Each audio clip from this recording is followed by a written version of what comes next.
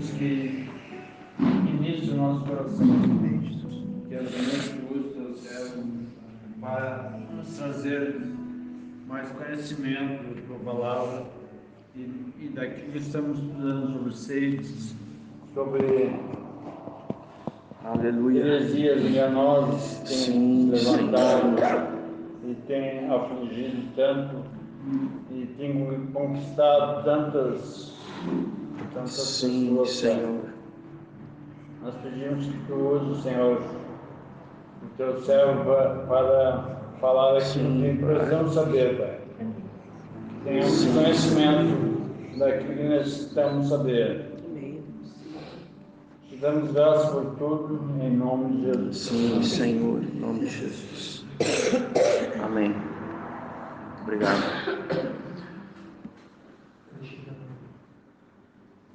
Amém, Senhor. Abram comigo em João capítulo 20. Vou ver rapidamente esse texto.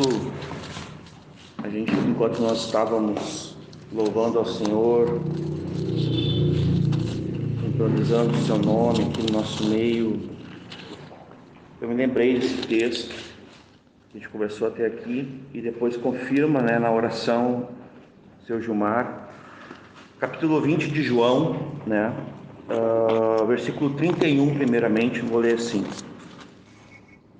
20 e 31, é o último versículo do capítulo 20, diz assim: E estes, porém, foram escritos para que creiais que Jesus é o Cristo, o Filho de Deus, e para que, crendo, tenhais vida em seu nome. Meus irmãos, esse versículo fala muitas coisas. Há quem diga que esse versículo resume todo o Evangelho de João. Mais isso, Então, mas já refutando, hoje nós vamos falar sobre luz e trevas. Eu vou ler só mais 2 textos aqui. Mas à luz das Escrituras, nós precisamos entender que Deus já falou, Deus já escreveu, Deus já registrou, Deus já nos entregou, E aqui o escritor João, ele está fazendo uma narrativa, ele está dizendo algo muito tremendo. Foram, porém, escritos qual é a finalidade que foi escrito o Evangelho de João? Assim como os Evangelhos e a Palavra de Deus. Para que creiais, para que tenham fé, uma fé bíblica, uma fé à luz das Escrituras, que Jesus é o Cristo e Ele é o Filho de Deus. Então essa é a primeira parte, a razão pela qual foi que nós recebemos as Escrituras. Aqui eu já ampliei um pouquinho as Escrituras, mas não é só isso. Aqui é para a soteriologia, para a salvação, mas para que, crendo, tenhais vida em seu nome.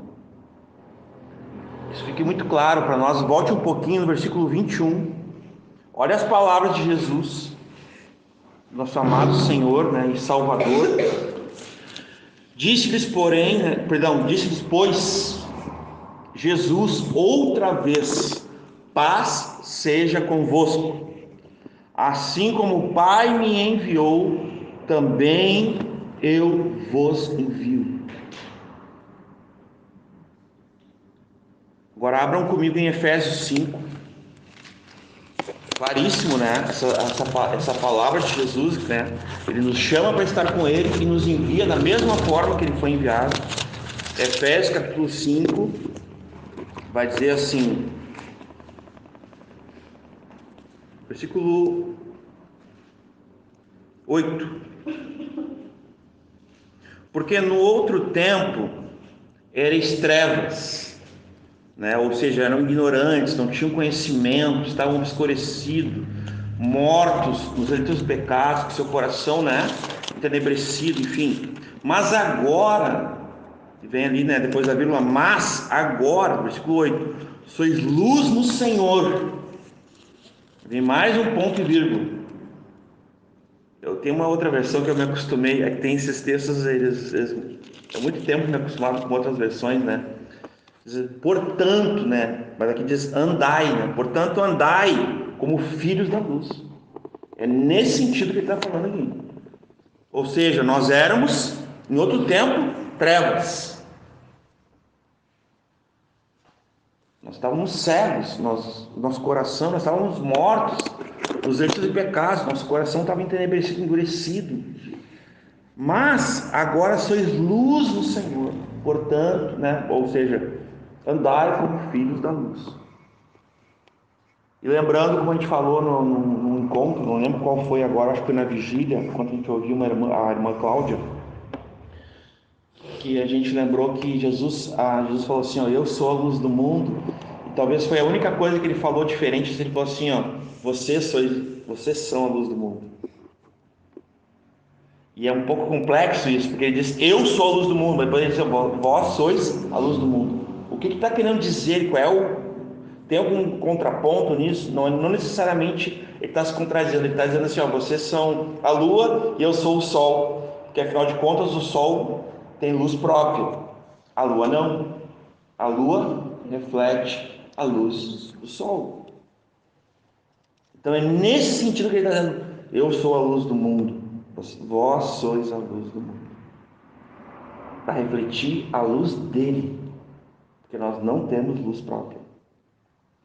O Espiritismo vai pregar, nós vamos falar sobre o Espiritismo hoje, ele vai falar exatamente sobre isso, uns pontos de luz, espíritos de luz, de forma geral, então a gente vai estar vendo.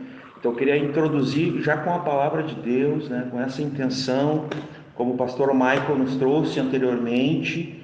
Nós vamos estar aqui batalhando pela fé, nós vamos estar aqui nos opondo aos ensinamentos das trevas, e jogando luz, dissipando todas as trevas, a luz das Escrituras, mas com a intenção de evangelização, com a intenção de saquear o inferno, com a intenção de buscar e salvar o perdido, porque afinal de contas essa é a nossa agenda quanto igreja: buscar e salvar o perdido. Qualquer coisa que a gente esteja fazendo fora disso, nós estamos fora da missão. Essa é a missão da igreja, essa foi a missão do cabeça da igreja, portanto tem que ser a nossa missão, porque se não for, tem alguma coisa errada com o nosso entendimento. E se nós temos um entendimento errado, nós temos uma operação da nossa fé errada, uma fé errada, e nós vamos ter frutos errados. Do contrário também, o entendimento correto, pelas Escrituras, nós vamos ter uma fé correta, a operação dela correta e os frutos corretos dessa fé.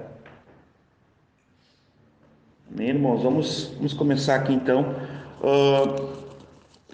Aqui já entrando no assunto, eu queria que vocês abrissem comigo. A gente está começando bem, né? As Escrituras não tem jeito melhor. Gênesis capítulo 3, versículo 1. Nós vamos ler apenas o versículo 1. Um versículo conhecido de todos nós, né? Sobre a queda do homem, como ela se deu. Gênesis capítulo 3, versículo 1. Quer ler para nós, Sofia? Bem alto.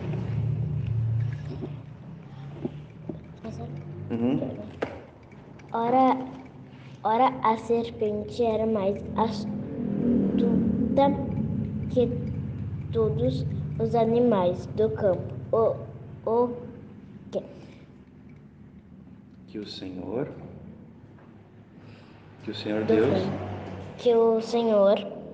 Deus tinha feito, e esta disse à mulher: é assim que Deus disse: não comereis de toda a árvore do jardim.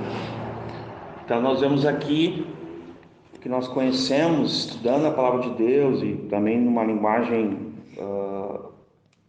histórica da teologia, é que aqui é a primeira manifestação mediúnica de Satanás. Como é que a gente sabe? Porque aqui, nesse contexto aqui de Gênesis, não necessariamente vai dizer isso, mas a gente aprende também que a Bíblia ensina e explica a própria Bíblia, amém? Nós vamos ler 2 textos agora para vocês entenderem que aqui é Satanás. Então é uma manifestação que mediúnica. Então ele está usando um animal, uma serpente, para trazer engano, para trazer a queda, para trazer o pecado, para que haja uma desobediência, para que haja uma rebelião, uma oposição e uma independência de Deus a partir desse momento. Essa é a intenção dele.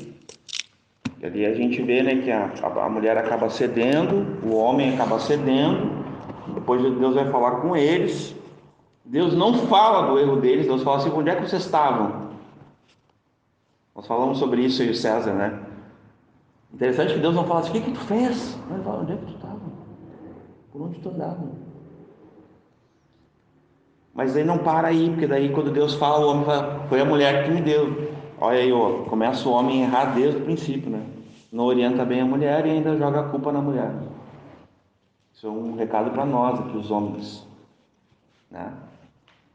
Para os homens desse momento. Botou a culpa na mulher, né? Não assume a responsabilidade do erro e já joga para a mulher. Aí vai na mulher, a mulher foi a serpente. Aí um vai jogando a culpa um no outro, né? Agora nós vamos ler 2 textos que vai falar quem é essa serpente. Por que eu estou afirmando que é a primeira manifestação mediúnica de Satanás, do diabo, na palavra de Deus, né? A Aline vai ler o primeiro texto e a Duda vai ler. A gente está em família aqui. Por favor, bem alto. Apocalipse, capítulo 20, versículo 2. Isso, capítulo 20, versículo 2.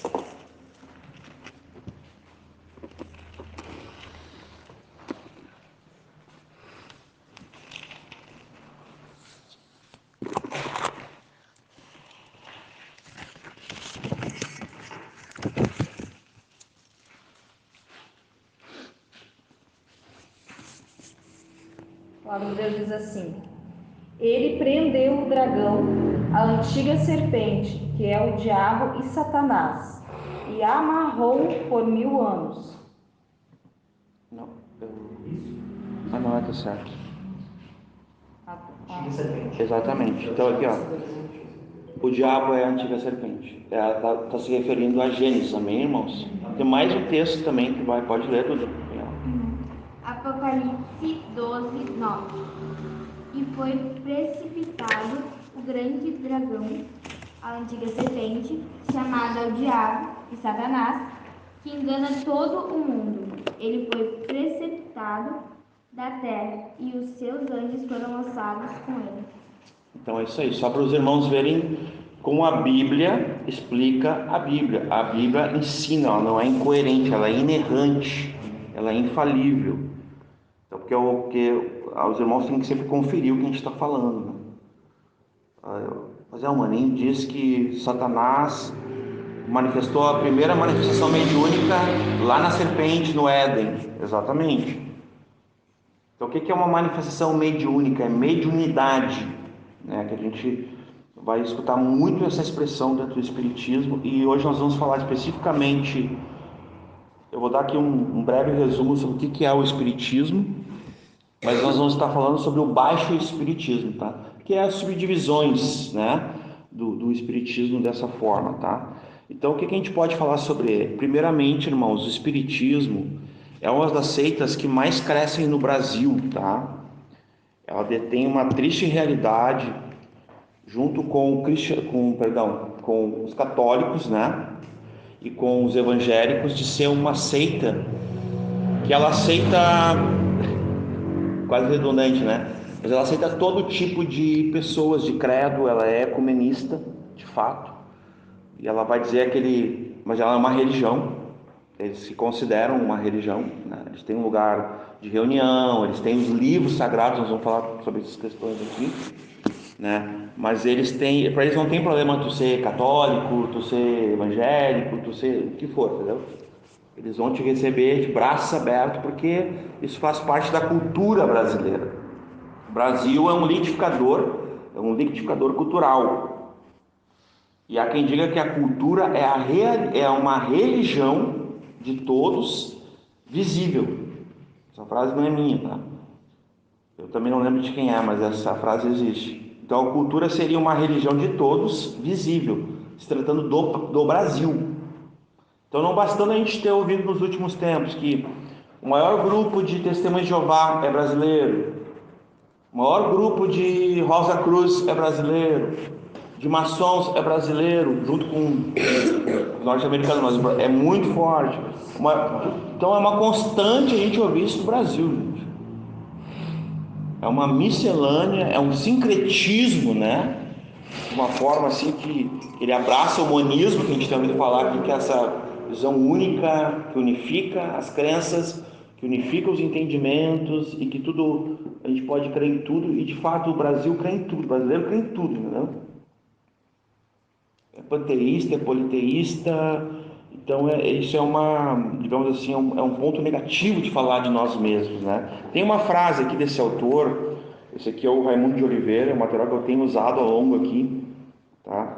Ele diz assim, ó: o espiritismo se constitui no mais antigo engano religioso já surgido. E não é só isso, tá, irmãos? Ele não só é considerado um engano para as mentes, para as pessoas que param para pensar um pouquinho. Eu estou falando apenas de pensar, eu nem estou entrando ainda nas escrituras para refutar, mas as pessoas que param para pensar um pouquinho veem que o espiritismo é um engodo. Ele é um engano, mas ele é uma falácia. Você sabe o que é uma falácia? Eu conversava com o Michael até sobre isso, né, essa semana. Falácia é uma mentira que as pessoas tomam como verdade, acabam crendo nisso, né? E aquilo passa a ser a nossa verdade, né? Mesmo por uma tradição oral, mesmo pelo escrito enganoso, fraudulento, mas ele é baseado no engodo, né? Num bom abrasileiramento aqui, num migué grande, né? E já vou explicar o porquê, porque a história do próprio espiritismo ela vai depor contra ele mesmo. As fundadoras dele vão, aqui eu vou deixar aqui um misterinho, já vou falar o que elas vão fazer. As fundadoras do espiritismo, de fato, né? Elas vão dizer que é tudo mentira. Elas faziam aquilo para provocar a mamãe. Era um casal metodista que ficava assustada. Eu acho que... E depois nós vamos provar se tem documentos, se está em livros, se está em jornais da época, tá, irmãos? Então o espiritismo é uma das seitas que mais crescem no Brasil, para nossa tristeza. Ela tem um recorde no Brasil, porque ela absorve, normalmente, irmãos, assim, 90% dos católicos, eles vão aderir ao espiritismo, tá?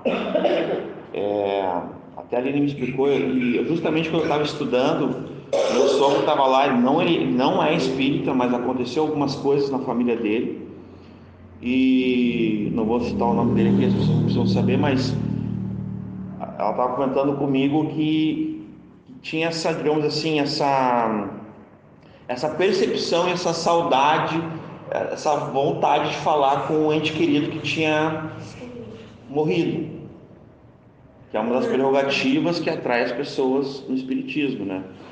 Então elas começam por aí. Então, aonde ocorre esse sincretismo nas religiões? Ela vai ocorrer de todo jeito nas religiões africanas, indígenas, católicas, e em todo esse ecumenismo que a gente já conhece no Brasil, que o Brasil também tem se configurado um país ecumênico, culturalmente falando. Por isso que eu disse que é um liquidificador de cultura, de religiões, de credos, das seitas e das heresias. De forma geral, é um liquidificador. Tu bota tudo ali dentro, vamos fazer um bem bolado aqui, uma vitamina, né? Bota tudo ali dentro, coisas boas com coisas não boas, vamos ver o que dá, né? Só que o que a palavra de Deus diz, irmãos? A palavra de Deus diz, eu vou citar apenas aqui, lá em 1 João, né?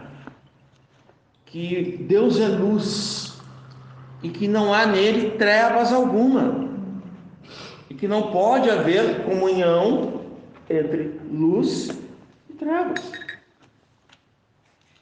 Porque é um Deus santo, porque é um Deus que é luz e nele não há trevas. Então, dessa forma, a gente pode, né? Agora eu vou falar um pouco da história. O espiritismo, ele vai se dar início, tá? Em dezembro de 1947,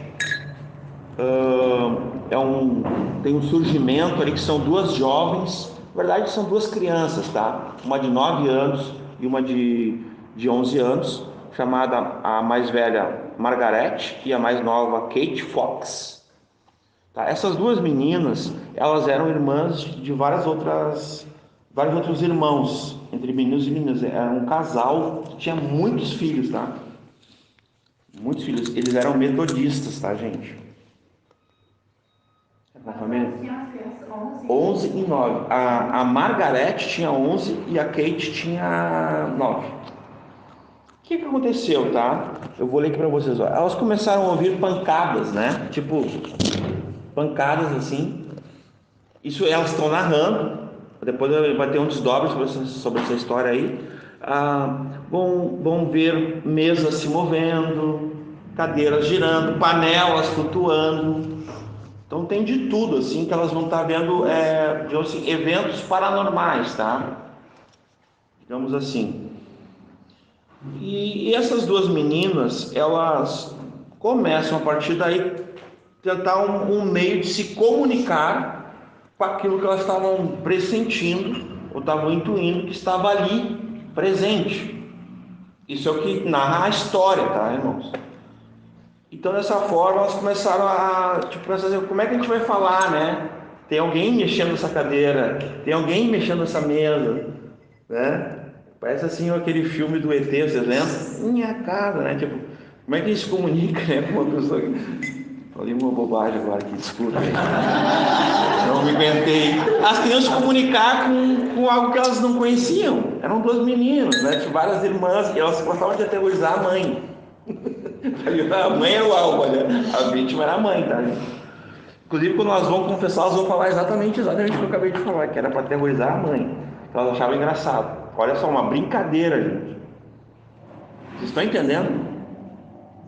E se vocês sabiam que os egípcios antigos e até o povo hebreu tinham uma noção que quando estavam lidando com espíritos malignos, existia um rigor de Deus, mas não, nós vamos até isso aqui é importante, mas sobretudo existia uma zombaria da parte desses espíritos no entendimento deles. Os egípcios antigos, eles imaginavam assim, ó, a pessoa caiu lá de uma altura e tal, ó, os espíritos estão rindo dela, né, os espíritos malignos, porque ela mereceu, tipo um karma assim, antigo, assim, né?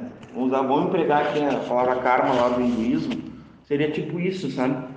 Então eles acreditavam que esses espíritos malignos eram zombadores, né? Eles ficavam tirando sarro das pessoas que acontecia alguma situação, né? Então isso foi em dezembro de 1847. Vocês lembram que 1800 é o século, né, de ouro das seitas? Vocês lembram disso, né? A gente já falou sobre isso. Foi lá também. 1800 ou 1900? 1800. Antes também tinha falou 1900. Perdão. É que 1900 é daí quando entra o Allan Kardec. Vamos falar sobre ele, tá? Acho que é antes também. Não, é antes também. É que acho que vai dar ali uma... Começou um movimento em abril de 1956 na França. Essa informação que eu tenho, né? Mas daí é o movimento já, digamos assim, o Allan Kardec, ele nasceu em Lyon, exatamente, em 1804. Então é antes até. De repente, acho que no material tenha, de repente, eles errados, então, de repente, o ano de 1900 trocado para 1000. Pode ser. Trocado 1800 para 1900. Pode ser. Uma digitação. Acho que pode ser sim. Acho que pode ser também, tá? Porque ele nasce em 1804. O Allan Kardec. Não, eles erraram. Aqui está a prova. Nesse aqui, que foi editado, esse aqui é um livro também digital. Nesse aqui está 1956, está errado. Aqui está 1856, foi um erro de digitação. O pastor Mike está certo aqui, ó, 1856.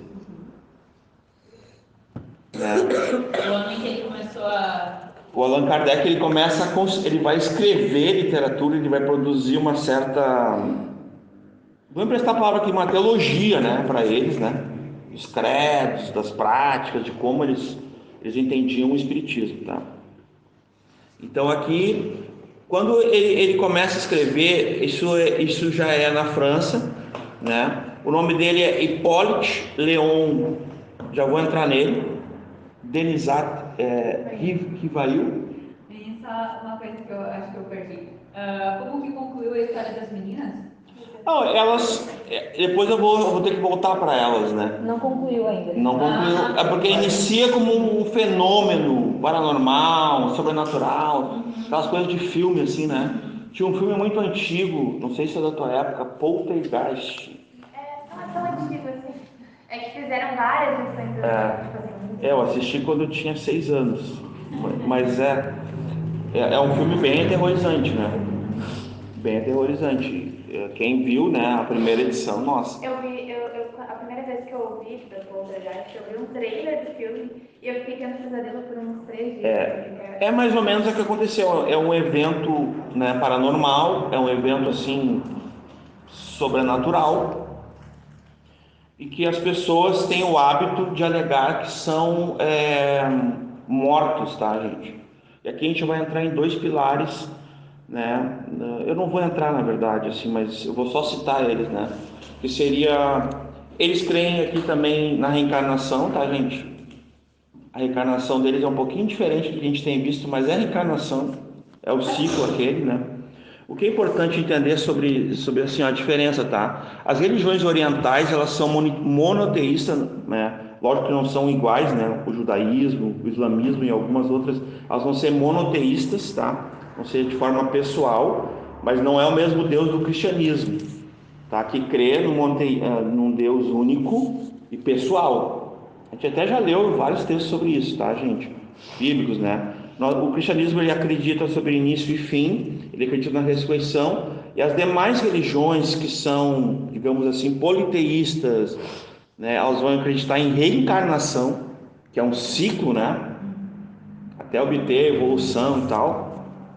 E o espiritismo não é diferente, tá?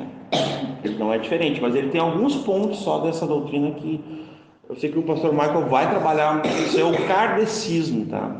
Isso é os mesa branca, assim que eles chamam no espiritismo. Nós vamos trabalhar um pouco mais hoje a questão das subdivisões do espiritismo baixo, né? Do baixo espiritismo, então esse é o ponto. Mas só para dizer para vocês, o Allan Kardec é o nome de um celta, assim, tipo de um... Como é que é? Tipo de um guerreiro celta, uma coisa assim, né? Então ele acaba assumindo... o espiritismo, ele tem essas, digamos assim, essa parte mitológica também vai acontecer na narrativa deles, né? Mas ele acaba tomando esse nome como nome próprio, né? Porque como é que era o nome dele, tá? Esse que vai escrever o livro dos médiuns, o Evangelho segundo o Espiritismo, o Céu, o Inferno, o Gênesis. O nome dele era o seguinte: Hippolyte Léon Denisart Rivail. Aí um espírito lá fala com ele, que a gente sabe que é um demônio, tá, gente?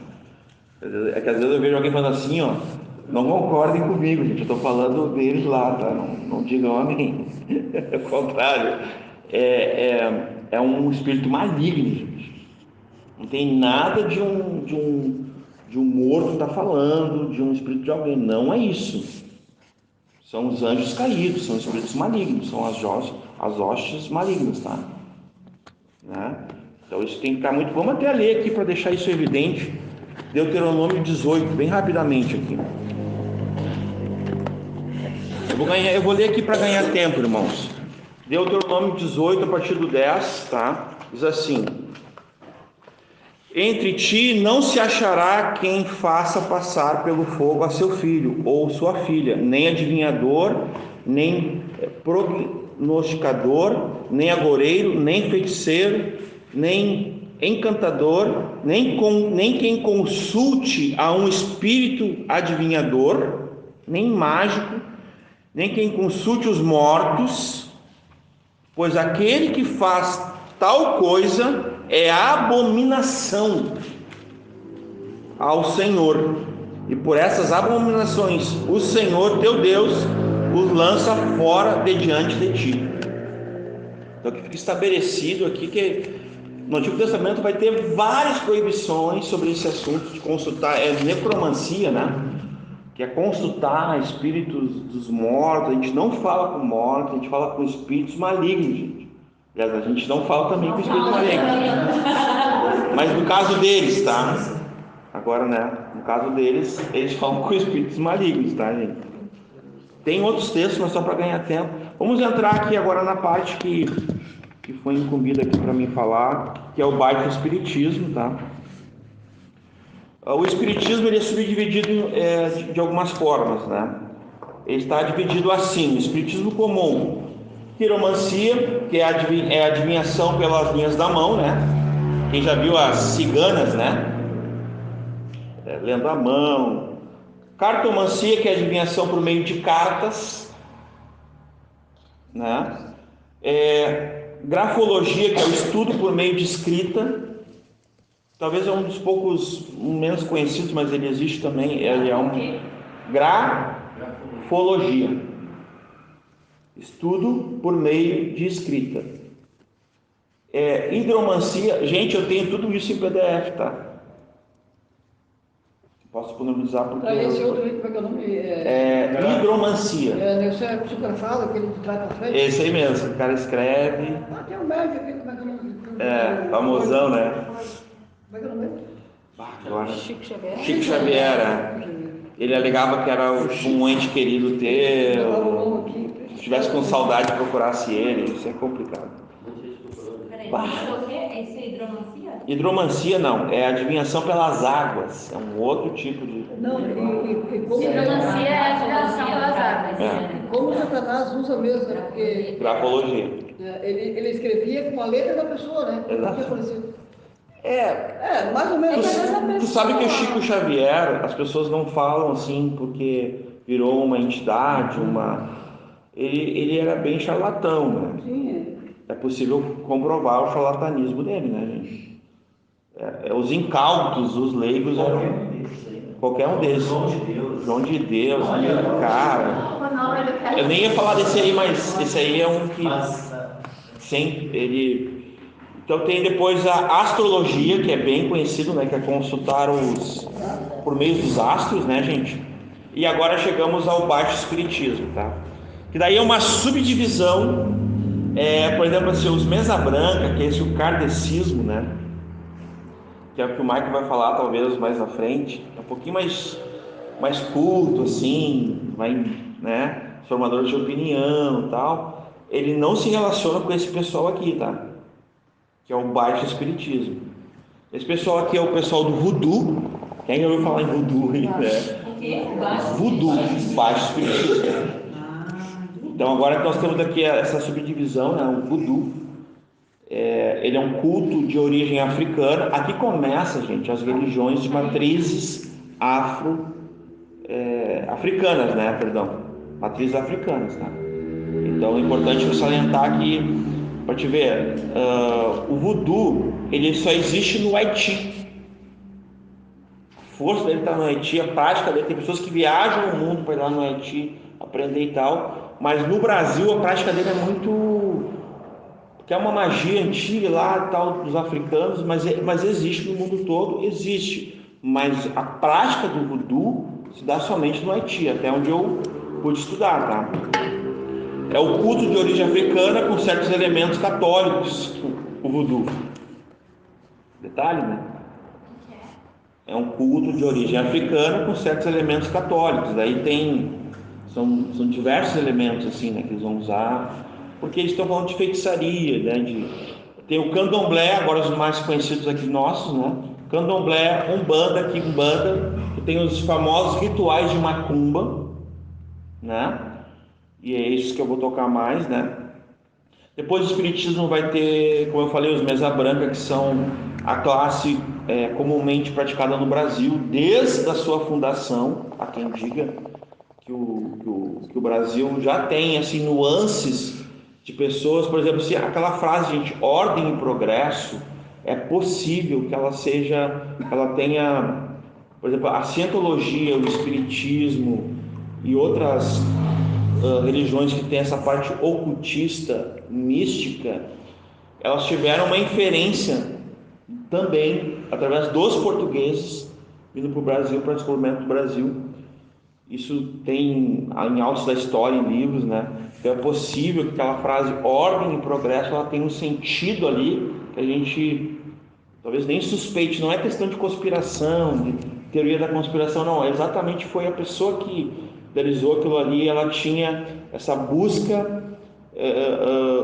Só para vocês terem noção, o Chico Xavier, assim como Allan Kardec, eles têm uma frase no túmulo deles que é o seguinte: sempre evoluindo, nunca regredindo, sempre progresso, sempre progredindo. Então é um pensamento que eles têm, uma filosofia que eles têm, então é importante mencionar isso. Então o espiritismo científico, né, que é do alto espiritismo também, aí vai entrar aqui a LBV, como foi falado, né, o esoterismo, o teosofismo, o ecletismo, tudo são vertentes desse conjunto do espiritismo, tá? E o espiritismo kardecista que a gente já falou, que é os mesa branca, que é só para elite, é só para os formadores de opinião e tal. Bom, agora eu quero entrar aqui nesses. Vamos começar falando aqui. Eu vou usar os 2 livros aqui para falar o voodoo, tá?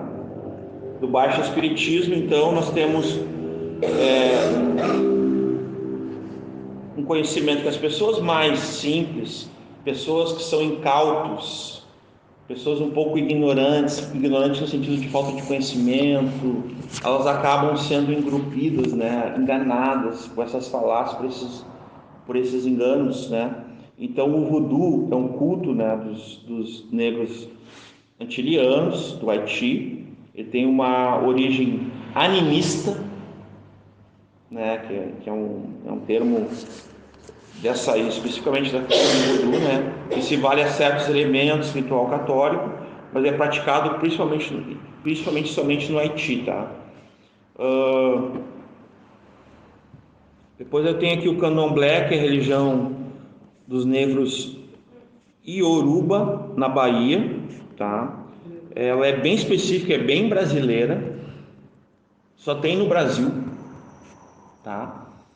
Então é uma matriz que vai acompanhar a matriz africana, mas ela é 100% brasileira, produção nacional.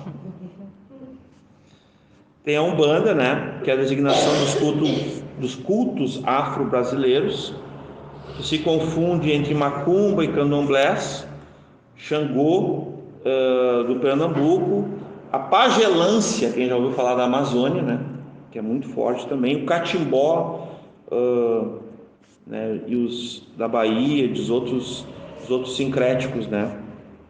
A quimbanda, que é um ritual de macumba que se confunde com a Umbanda, e a macumba, que é um sincretismo religioso afro-brasileiro derivado do candomblé, com elementos de várias religiões africanas, de religiões indígenas e do próprio catolicismo, que abraçou isso no Brasil de uma forma, digamos assim, um pouco mais velada, não de uma forma exposta, mas o catolicismo, de alguma forma, ele acabou nessa origem, né, que se deu no Brasil, de épocas passadas, abraçando isso, né, aceitando isso, né. O catolicismo raiz, para não falar outra coisa, ele aparentemente ele não aceita isso, mas na prática tem as exceções, eles acabam aceitando. Então tu pode ir lá na missa, tu pode ir lá tomar a hóstia, tu pode participar de uma missa, ir até o padre, se confessar, tudo, e ser digamos assim, um desses agentes desses cultos, né? Eu vou ler o nome deles aqui, tá? Eu vou começar aqui, ó. Em 1920, tá? Nós tivemos no Brasil, em Niterói, no Rio de Janeiro, o início desse movimento da Umbanda explícito, né? Organizado. Inclusive foi lançado junto, quase na mesma época, um jornal que era chamado o Jornal de Umbanda, tá? E quem organizou essas coisas foi o Centro Espírita. que é o primeiro centro espírita do Brasil, que foi exatamente em Niterói, Rio de Janeiro. Então, tudo aconteceu lá, inicialmente. Então, tem o Tácito GL Filho, eu vou ler dessa forma, ele comenta sobre a origem da Umbanda no Brasil, tá? Segundo ele, os caboclos e orixás, né, eles são oriundos, eles vêm de fora do Brasil e se estabelecem aqui pela vinda dos próprios portugueses, tá, gente? Há quem diga que os portugueses tinham um péssimo catolicismo, então até nisso a gente foi premiado, né? Os colonizadores do Brasil, eles trouxeram o pior catolicismo que havia na época. Esse comentário eu tinha que fazer, mas, né, desculpa, mas também vai influenciar nessa cultura, tá, gente? Só os aventureiros de lá também. Já tem ali o sincretismo, o misticismo, tá tudo ali, sabia? Coisa Exatamente. Tá? Então aqui nós temos o que? 1949 ali surgiu o primeiro radiofônico umbandista. Naquela época era chamado radiofônico, era um programa de rádio, né? Umbandista. E isso era para o Brasil, gente, do Rio de Janeiro, mas tu podia pegar em frequências do Brasil todo já. Então eles eram fortes já na época, porque rádio na época era tipo internet hoje. Veja bem, mais forte que o rádio, só a televisão depois, né? No Brasil, né? Isso em 1949, tá? Junto com o jornal Umbanda tinha um programa de rádio. Era o programa de rádio umbandista o nome, tá? Conforme o ICP, que é o Instituto Cristão de Pesquisa, tá? Acho que o Michael tem uma Bíblia deles, né, Michael? Ele não me empresta, mas eu tô brincando. Mas é uma Bíblia de apologética, né? O ICP é o Instituto Cristão de Pesquisa, tá, gente? O vocábulo Umbanda seria o seguinte: o Quimbundo, né? Quimbundo, como se fala? Q-U-I-M-B-U-N-D-O, Quimbundo, idioma dos negros de Angola, quando os negros vieram, né, para o Brasil, junto com os portugueses, e junto depois, ao decorrer dos anos, eles acabam trazendo junto as suas matrizes de religiões africanas. Então é por aí que veio. Então veio nos arcabouços, nos calabouços dos navios, né? Veio ali escuro, né? Debaixo dos pés, né? Através da escravatura toda ali, tá? Então na hierarquia desses lugares, dos santos, existe uma lei dentro da Umbanda, tá? Ela é regida pelos anjos Miguel, Gabriel e Rafael. Eles chamam, né? Seria tipo uma trindade, não sei. Não vou dizer porque eles não falam aqui. A gente acaba emprestando alguns termos, né? Mas eles falam que na hierarquia da Umbanda seria esses três, tá? Miguel, Gabriel e Rafael. Tá? Os santos da Umbanda, eles costumam ser divididos em sete, né? Oxalá, Oxóssi, Xangô e Iemanjá. Iemanjá depois eu vou falar um pouquinho a parte que a gente tem aqui em Capão, uma realidade aqui na cidade. Ogum do Oriente, São João Batista, dos Pretos Velhos, São Cipriano. É porque eu falei o sete, tá? E essa é a linha das 7 religiões, no caso da Umbanda, tá, gente? Que tem uma influência aqui do ocultismo, né? Total, dessas religiões, do misticismo também, que o Brasil absorve, mas do ocultismo que vem de fora do Brasil, né? Das religiões afro. Ele cita também o ICP, né? Que é o Instituto Cristão de Pesquisa. Ele vai citar também pelo escritor Lourenço Braga, que a Umbanda é uma magia, é a magia negra, é a magia de saber jogar as forças ocultas e existentes no universo, sejam elas de espíritos e categorias diferentes, numa liga, né, numa relação com os elementos da Terra, mas também com as pessoas, né? Aí eles vão ter aqueles elementos mitológicos, né? No caso aqui do Rio Grande do Sul, e até do Brasil, a gente conhece vários elementos assim. A gente já ouviu falar das salamandras, das ninfas, dos gnomos, dos Saci Pererê, de outros, né? Que eles vão ter essa... Isso tudo, esse texto, isso que eu acabei de falar, ele é refutado, tá, gente? Em Deuteronômio 18, de 9 a 12 ali, tá? Muita coisa que eu estou falando está sendo refutada exatamente naquele texto base ali, né? Sobre o Deus da Umbanda, tá? Geralmente as imagens usadas nos altares dos santos católicos são sincretizadas, ou seja, no sincretismo religioso, elas são tomadas emprestadas pelos umbandistas, né? Que são os orixás nagôs, que eles chamam. Elas são cultuadas ao deus Zambi, bem como se fala, Zambi, tá? É um deus africano, mas ele tem digamos assim, um poder lá, tá? Ele é um deus mitológico, por isso para nós cristãos ele é inexistente, tá? Então se confirma que a palavra diz que só existe um Deus, né? Um único Deus. Nesse caso, né? Isso está em Isaías 55:6, Ezequiel 36, são textos, né? Outra coisa importante falar é que o deus Zambi ele é cultuado somente, né, por meio dos orixás. Os intermediários, né, seriam entre esse deus e a criatura dele, né, seriam os orixás, tá? Então a gente tem que, né, sobre os orixás, tá? O livro Orixás, Caboclos e Guias é um livro muito conhecido, Deuses ou Demônios, tá, gente? Ele comenta que a Umbanda, os orixás são tipo deuses. Eles são considerados poderosos demais para serem incorporados, mas eles têm suas desencarnações, tá? E isso acontece somente nos espíritos menores, eles falam aqui, tá? O exemplo disso que eu estou falando é os caboclos, preto velhos e algumas crianças, né, consagradas lá, né? Cosme e Damião, são espíritos, né, malignos, tá, gente? São representantes desses deuses, tá? São esses os orixás. A Bíblia vai responder a isso também. Deuteronômio 6, Isaías 43, 44, Marcos 12, tá? Sobre a limitação dos orixás, né?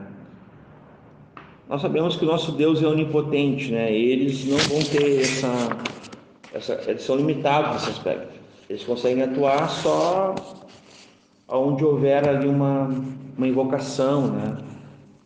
E aqui nós estamos falando, no entendimento dos espíritas, gente, ou desses do baixo espiritismo, eles acreditam que são espíritos de luz, né?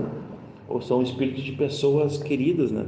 Mas nós sabemos que são espíritos malignos, são demônios que vão trazer ensinos de demônios, são demônios que vão vir para enganar as pessoas, né?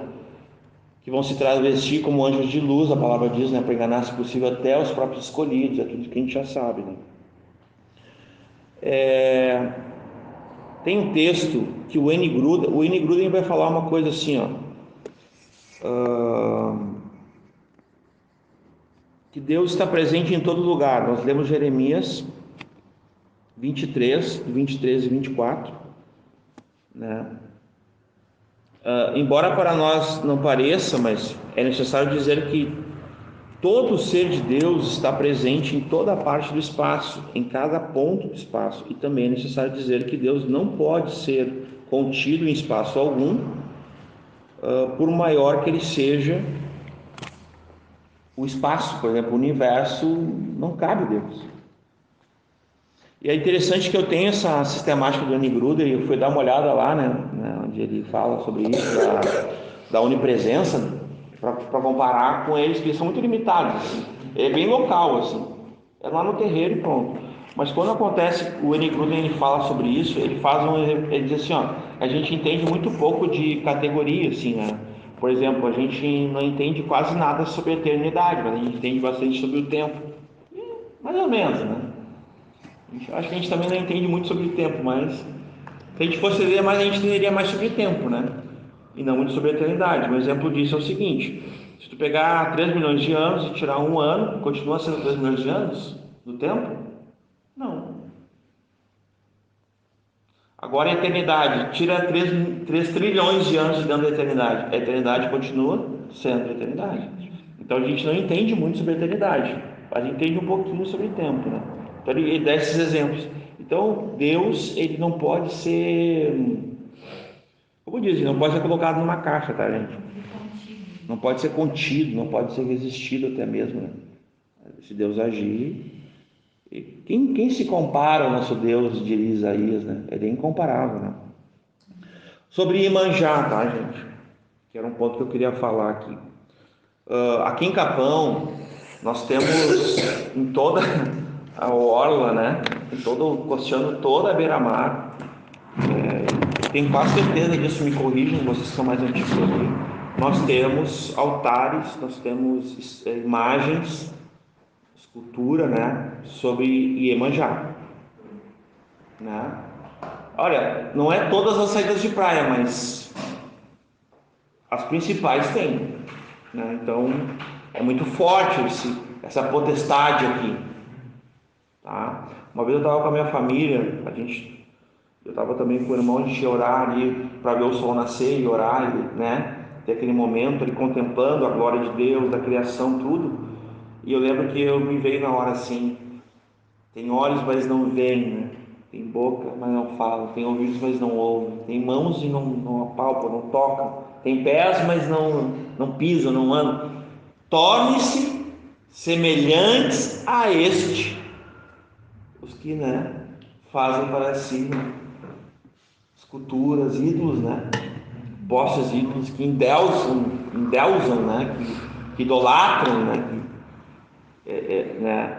E infelizmente nós vemos constantemente na orla de Capão, e até eu moro numa praia que é chamada Rainha do Mar, né? Detalhe, a gente vê as pessoas venerando, adorando essa Iemanjá, essas estátuas, né? Nós temos que ter misericórdia, nós devemos pregar o evangelho para elas, porque elas estão perdidas, elas não sabem que aquilo ali é só uma estátua, que aquilo ali não tem, entendeu? Elas atribuem fé, e elas vão ficar exatamente no aspecto assim, stand-by, inerte, em relação à relação com o Criador, em relação à própria identidade delas, porque se elas não sabem de onde elas vieram, quem as criou, por que elas existem, como é que elas sabem para onde vão? Então elas estão totalmente perdidas. Eu só posso saber para onde eu vou se eu sei de onde eu vim. Isso não é uma simples filosofia, isso é uma realidade. Por exemplo, nós nascemos de novo, amém? Amém. Nós nascemos do alto, amém? Nós nascemos de Deus. Então nessa nova criação, nessa nova criatura, nós viemos de Deus, de fato. E primeiramente também lá na criação, né? Então nós vamos voltar para o Pai. Esse é o aspecto. Nós vamos voltar para o Pai. Então se nós nascemos do alto do céu, para o céu nós vamos. Para o alto. Tem uma expressão no louvor, para quem é do louvor aí, né? Que é Hosana. Não é do louvor, né? A gente empresta, né? O que significa Hosana? Né? Salva-me agora, nas alturas, né? E esse é o sentido dessa palavra. É nesse aspecto.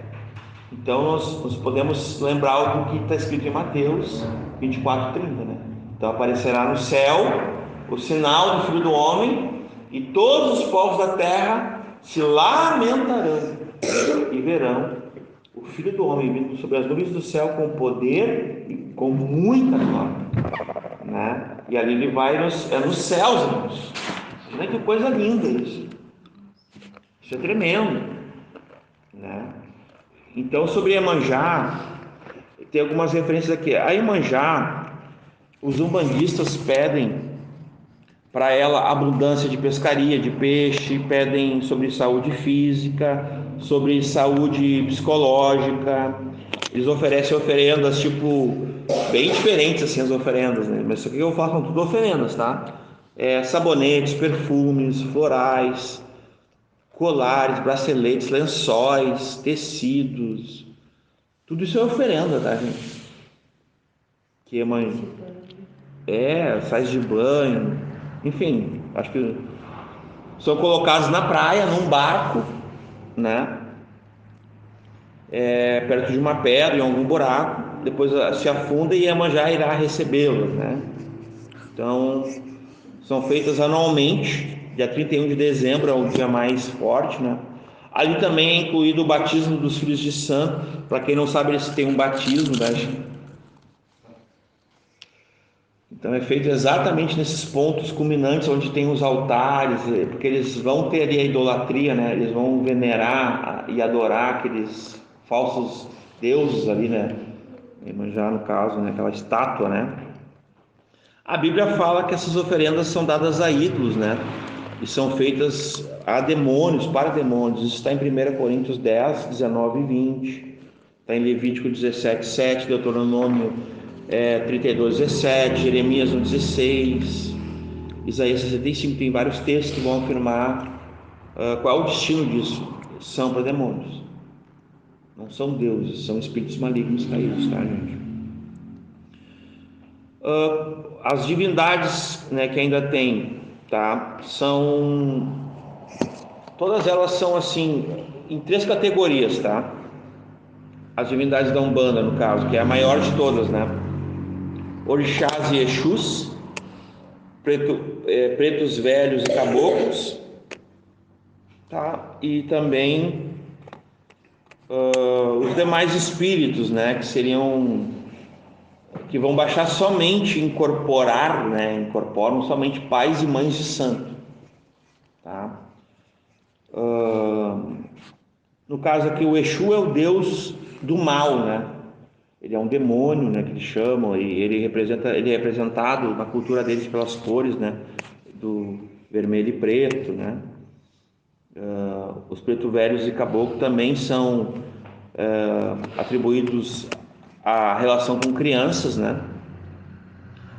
Aí a gente vai ter aqui alguns nomes, né? Eu já tinha citado o Cosme e Damião, que tem uma relação direta com o catolicismo, né? Cosme e Damião. Tem as balinhas, as coisinhas, às vezes tu vê nos despachos, bolacha. Eles têm esse ataque, né? Misericórdia, né? Dessas vidas. Então, o seu Exu é Deus do mal, o Ogum é o Deus da guerra, do fogo, o Xangô, todos eles têm cores, eu não vou ler aqui para ganhar tempo. A Iemanjá é a deusa dos mares dos oceanos, né? Iansã, a gente já ouviu também, né? A deusa dos ventos, das tempestades. Aqui em Capão, gente, quando teve eu até comentei que eles registraram, a igreja estava ajudando, não uma defesa, mas a igreja ajudou bastante coisa, mas eles só registraram ali que teve isso na prefeitura de Capão, a ajuda da Umbanda, e eles fizeram ali um testemunho sobre Iansã, tá, gente? Porque Iansã é a deusa dos ventos e tempestades, tá? Então ela queria a caridade deles, e ela fez acontecer o que aconteceu para que eles dessem testemunho dela e fizessem caridade. Tá? Então, Oxum deusa dos jogos de búzios, né? Cartas, né? Carteados.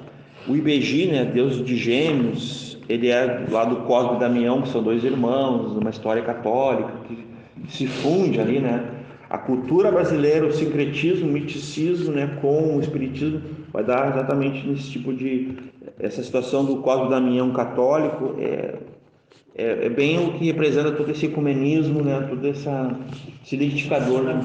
Para complementar, assim, bem resumido, assim, os irmãos sabem a diferença, assim, pelo menos do surgimento do candomblé e da Umbanda.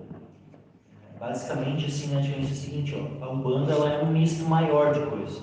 Ela pega, né, elementos lá, né, daquela cultura, né, veio, né, Da África, né, se mistura com o catolicismo e se mistura também com as crenças indígenas. Né? Então tem um sincretismo maior desenvolvido, né? Várias coisas assim, né? E fora outros, acho que até a questão do kardecismo também em alguns aspectos, né? Também no budismo. E já o candomblé é diferente, que até os próprios caras que são adeptos no candomblé, assim, eles se consideram assim, como se fossem mais puros, né? Dentro da religião, dentro que eles dizem que, né, que eles que seriam o original, assim. Só que não é original, né? É brasileiro, né? Não é o que veio de fato, que veio da África mesmo. Porque daí isso aqui é um sincretismo, vamos dizer assim, mais, vamos dizer assim, específico daquela religião que veio, né, com os africanos, com o catolicismo só, né? Então, mas acaba tendo sincretismo com o catolicismo, o candomblé. Mas já a Umbanda é um misto bem maior de coisas. Todos esses são deuses, né? Para eles, né? O Oxóssi, patrono do candomblé brasileiro, daí é só do Brasil, né? Que ele é um deus aqui. O Ossain, né? Deus da criação. Ele não é muito falado assim, porque daí eles têm que apelar para a Bíblia, né? Eles não gostam muito, né? Ele vem luz, né?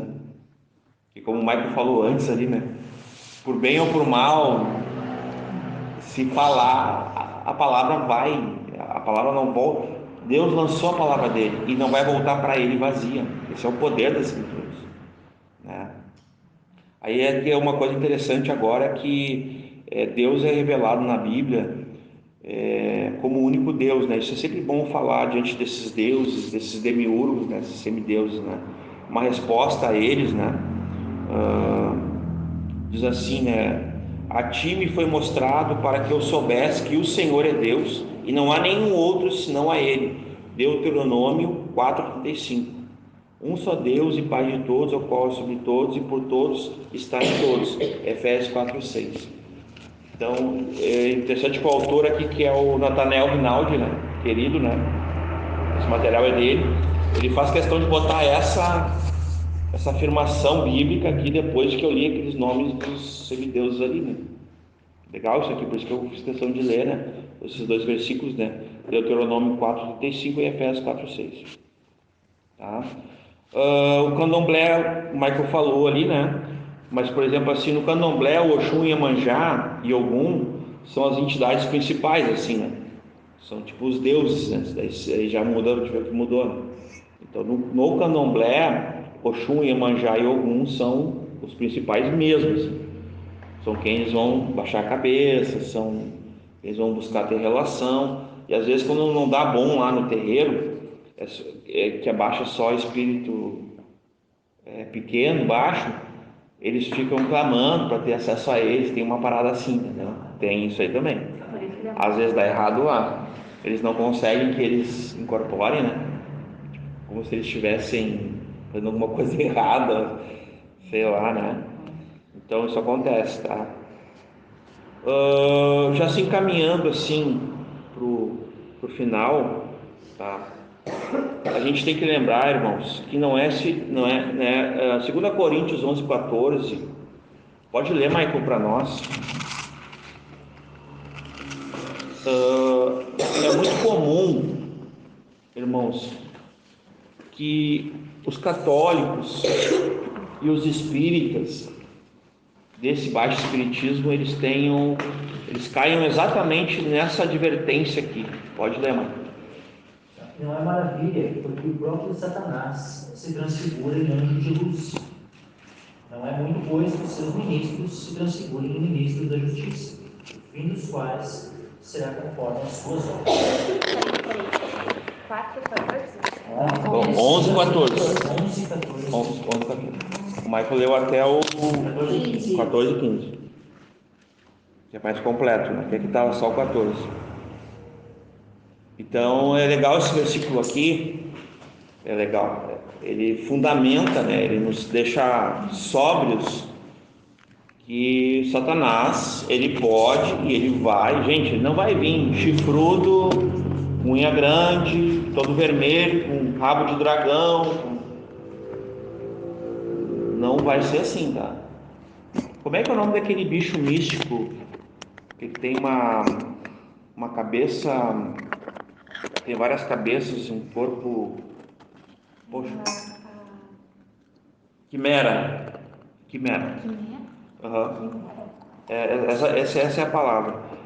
O espiritismo, gente, em todas as divisões dele, ele é considerado, por quem tentou ler ele, como uma quimera.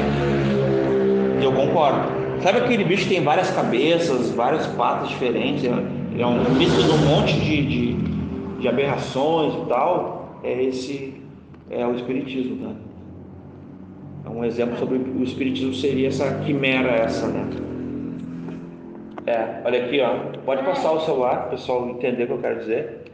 É trevas mesmo, tá, gente? É confusão mesmo, é engodo. Eu queria, deixa eu só ver aqui, os guias e orixás, né? Tem um texto em Jeremias que diz assim, ó: pode o homem mortal fazer os seus próprios deuses? Sim, mas esses não seriam deuses. Aqui o profeta Jeremias, amando de Deus, ele deixa estabelecido. Jeremias 16:20. Ele faz uma pergunta, ó: pode o homem mortal fazer os seus próprios deuses? Perguntando. Sim, mas esses não seriam deuses. Interessante, né? Pode fazer aí, mas não vai ser Deus, né? Não vai ser considerado, né? Como é que está na CF, Mike? Sim, na CF 21. Pode ler. Porventura fará um homem deuses para si, que contudo não são deuses. Portanto, eis que lhes farei conhecer. Desta vez lhes farei conhecer a minha mão e o meu poder. E saberão que o meu nome é o Senhor. E olha só, Jeremias 10:11. Lê para nós, Mike. Esse versículo aqui é muito interessante. Nosso Deus é onipotente, amados. Ninguém se compara ao nosso Deus, ele é incomparável. Assim lhes direis. Eu vou ler o versículo anterior também. Pode ler. 10:11. Mas o Senhor Deus é a verdade. Ele mesmo é o Deus vivo e o Rei eterno. Ao seu furor treme a terra, e as nações não podem suportar essa indignação. Assim lhes direis: os deuses que não fizeram os céus e a terra desaparecerão da terra e de debaixo deste céu. Quarta texto, né? Que palavra do Senhor, né? Poderosa, né? Esse texto que o Michael leu ali, nossa, como o nosso Deus é poderoso, não é questão de diminuir esses falsos, que nem são deuses, né? São demiurgos, né? É uma filosofia. Só mostrar a verdade que eles não são nada. Eles não são nada, né? Eu vou falar aqui em banda e vou concluir com o final da história das meninas, pode ser? Claro. Já está aqui com... Então, assim, ó, aqui em banda, que eu não falei ainda, né? Os deuses são os Exus, nesse caso. Então, vai diminuindo o nível, vocês viram? Esse ponto, tá? Obrigado, Manu. Na Quimbanda, os deuses são os Exus, tá? Que são adorados e servidos no intuito de alcançar alguma vantagem sobre os inimigos, sobre roubar de forma imoral a esposa ou o marido de alguém. Aqui que vem aqueles pontos que a gente ouviu falar aí dos trabalhos, né? É a Quimbanda, tá? Conquistar a mulher dos outros, o homem dos outros por meios ilícitos e etc. Os Exus são declaradamente espíritos malignos e todos sabem disso. A Bíblia responde a eles, né? A esses espíritos, e diz que também fala que quem fará companhia a eles, né? Misericórdia. Mateus 25:41, né? Está escrito isso. Então, sobre aqui, sacrifícios de animais são oferecidos aos Exus, né? Eles têm essa, digamos assim, eu vou ler aqui um texto, gente. Eu peço perdão para os irmãos, porque eu não estou aqui, eu estou acompanhando esse estudo aqui com a versão que vocês estão, tá? Não quero dizer que os pagãos sacrificam e oferecem aos demônios e não a Deus. E não quero que tenhais comunhão com os demônios. Não podeis beber o cálice do Senhor e o cálice dos demônios. Não podeis ser participantes da mesa do Senhor e da mesa dos demônios. Isso é um texto aí, 1 Coríntios, capítulo 10, versículo 20 e 21. Esse texto vai de encontro ao que a gente falou lá no início. Não há comunhão entre luz e trevas. A gente não pode sentar segunda, terça, quarta, quinta e sexta, né? Sábado na mesa dos demônios e domingo querer sentar na mesa do Senhor. Da mesma forma, falando deles. O catolicismo aceita, o espiritismo aceita, essa subdivisão, né, da Quimbanda, dos Exus, eles aceitam, mas nós somos incompatíveis, nós não temos comunhão com essas trevas. A nossa relação com eles precisa ser estritamente amorosa, graciosa, para a evangelização, para que possamos ganhá-los para Cristo. Pregar o amor de Deus, o Evangelho, né, que é o poder de Deus, é o Evangelho bíblico e não outra coisa. É pegar nas armas, como a gente tem falado. O que é pegar nas armas? A oração, jejuns, a palavra de Deus, consagração. É priorizar do nosso dia a dia, do nosso tempo, investir, né, no reino de Deus, naquilo que vem primeiro. Isso que é prioridade, é o que vem primeiro. Então, nesse aspecto, nós vamos combater as seitas, as heresias, as religiões antagonistas que são contrárias à palavra de Deus, que são contrárias a Cristo, ao Senhor, né? A igreja do Senhor. Então, que a gente não se esqueça disso, irmãos. Nós somos integrais, a gente vive o dia inteiro na presença de Deus. Tudo quando a gente faz para o Senhor, para a glória do Senhor. Seja trabalhar, seja cozinhar, seja limpar, seja arrumar um telhado, seja estar com o irmão. Pô, às vezes tu vai dedicar um tempo para investir, para estar junto com o irmão. Isso também é um trabalho na obra do Senhor. Trabalho não é só o que tu ganha, né? A gente tem dignidade, a gente precisa suar o rosto realmente para ter o pão ali, né? Mas quem dá o pão é Deus. Então a gente, nessa forma, a provisão para nós, eu falo com todo respeito aqui, Deus é o provedor. Então, se eu não confio que Deus proverá, Deus proveu ontem, não proveu? Deus proveu hoje e proverá amanhã. Esse é o nosso Deus. Aí eu fico cheio, né, com os cuidados dessa vida, fico envolvido nessa vida, né? Às vezes pode ser que não tenha diferença de mim para alguém, para um ignorante, para um cego, ignorante no sentido de alguém que não tem conhecimento, que está cegado, que está surdo, para a verdade de Deus. Possamos viver de forma integral a isso, irmãos. Como eu falei, agora respeitando o horário, tem alguns minutinhos ali, vai dar bem certinho, glória a Deus, né? Irmãos, voltando lá para Margarete, 11 anos, e a Kate, depois de 40 anos como médiums, a Margarete principalmente, ela atuou como 40 anos, então ela tinha 51 anos, tá? Ela decide bombasticamente procurar um jornal, isso está documentado, eu tenho inclusive o link aqui, mas aí a leitura é um pouquinho, eu podia ler porque ela vai ser uma bomba, assim, ela vai procurar um jornal chamado Herald New York, da época, não sei se existe ainda. Quando a gente for fazer o estudo mais focado do Kardecista, eu podia pesquisar ali. A carta dela é uma carta histórica, é um documento, eu tenho o link, inclusive, da carta, tá, gente? Ela vai dizer o seguinte: olha, queria dizer para vocês que é tudo mentira. Eu e minha irmã, nós queríamos apavorar a minha mãe, e nós tínhamos nossa irmã mais velha, que era a mentora de tudo isso, e ela nos oprimia para que a gente apavorasse nossa mãe e a gente ficasse, tipo, rindo dela. Então a gente forjou todas essas coisas, e aí ela vai longe, assim, né? Denunciando que era tudo um engano, tudo um engodo, que era tudo falso. É uma bomba, assim. E vocês acreditam que tem muitos espíritas que não conhecem essa história?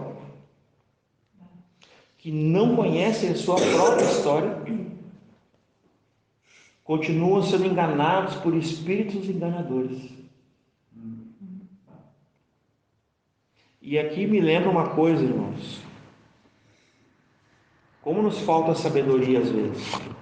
estava conversando, né, com o César, eu acho que eu até conversei com os irmãos, a inteligência é tu saber que o tomate é um fruto, mas a sabedoria é tu não colocar ele na salada de fruta. Por que eu estou dizendo isso? Porque às vezes parece que a gente considera inofensivo certas coisas. Hoje é um dia bem famoso no mundo, as pessoas estão comemorando hoje o quê? A Silvia viu aí, quem mais? Ninguém lembrou? Ninguém me mandou nada. Eu recebi da Mais Laser que eles estão em promoção. Alguém lembrou de ti? Mais Laser. Tá. Eles estão com 70% de promoção. Agora eu vou mostrar a pegadinha para vocês. É o dia do amigo, não é? Dia do amigo. Dia do amigo. Quem é? Feliz dia do amigo. Agora veja bem, quem é que instituiu isso? É legal comemorar, pô, legal ter amigos, né? Amigos é uma coisa de Deus ou não? Sim ou não? Sim. Amizade é de Deus, é um atributo de Deus. Deus é nosso amigo. Entendeu? Então, mas quem é que instituiu esse dia aí? Na verdade são 3 dias, dia da amizade, dia do amigo, não sei o que lá. Foi a ONU e a Unesco, tá? A ONU e a Unesco estão por trás da Agenda 2050. O que é a Agenda 2050, gente? É a agenda das ideologias atuais. Estão querendo destruir a família, desconstruir o homem, desconstruir a mulher, desconstruir a educação, agenda marxista, progressista. É a Unesco e a ONU que está por trás disso, gente. Inclusive tem pastores brasileiros que assinaram um documento para a ONU, representando o Brasil, que quer participar dessa agenda de inclusão das minorias e tudo mais, que é tudo uma falácia, é tudo uma mentira só. E foi eles que instituíram o Dia do Amigo. Viu como é legal o Dia do Amigo? Toca aí! Entendeu? Só para terminar. Então, eu essa denúncia, isso aqui foi dia 25/5/1988, a Margarete, depois de 40 anos como médium, enganando a todos, enganando a mamãe, brincando com a mãe, com as irmãs, os irmãos, trouxe tudo à tona e foi publicado nesse jornal e veio tudo à luz, tudo que estava oculto veio à luz. E mesmo assim as pessoas continuam como os testemunhos de Jeová, com os adventistas lá que mentiram, que enganaram o povo, os falsos profetas, eles continuam com os doutores do engano, né? São falsos mestres, gente. Eles existem, mas são mestres, são doutores. É nesse sentido que a palavra está falando. São pessoas que têm muita capacidade, mas estão sendo usadas pelas trevas. Abram comigo bem ligeirinho em João 15 e aqui eu termino.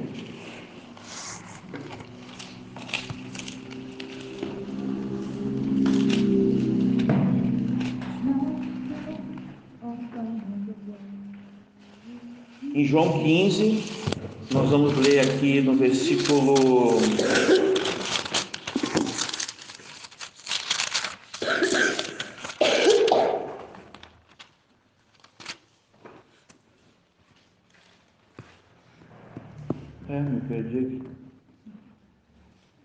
13, amados. Acompanhe comigo, por favor. A palavra do Senhor, tá? Ninguém tem maior amor do que este, de dar alguém a sua vida pelos seus amigos. Vós, agora, leiam junto comigo, ó, vamos ler uníssono isso aqui. Vós sereis meus amigos se fizerdes o que eu vos mando. Aí ele vai continuar ali. Já não vos chamarei de servos, porque o servo não sabe o que faz o seu senhor, mas tenho-vos chamado amigos, porque tudo quanto ouvi de meu Pai vos tenho feito conhecer. Esse aqui é o verdadeiro sentido da amizade. Então, se nós vivemos a palavra de Deus em obediência à palavra de Deus, nós permanecemos na sua palavra e somos amigos de Cristo, que é nosso Senhor, estamos sujeitos a essa palavra, permanecemos em Cristo, irmão, Nós vamos dar vida por essas pessoas. Aquelas pessoas que Deus quer. Deus quer. É a vontade de Deus, amigos. A gente precisa evangelizar, a gente precisa pregar. Eu não sei vocês, mas eu tenho amigos. Eu sei que o reino de Deus é um reino de amigos. Também. Amigos de verdade, amigos para sempre.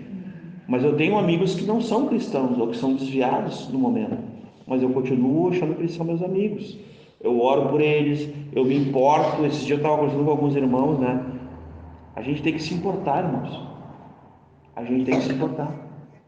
Não viu o maninho? Manda uma mensagem. E aí? Ah, senti tua falta. Né? Tá tudo bem? Não adianta o maninho ficar orgulhosinho, né? Ah, o que o maninho quer mandando mensagem só porque eu não fui no culto? Não adianta ficar orgulhosinho. Se importem, se interessem pelas pessoas, sabe? Nós precisamos nos importar, nos interessar pelas pessoas se nós somos amigos de Cristo. Nós vamos ser amigos uns dos outros e vamos dar a vida por amor de Cristo e do Evangelho e vamos viver dessa forma na luz e não nas trevas, não nessa semântica enganosa, né? O Espiritismo é uma semântica enganosa. Espíritos de luz, pontos de luz, homem e mulher de luz, nada de luz, nada, tudo trevas, tá? E densas trevas, irmãos. Não é pouca treva, não.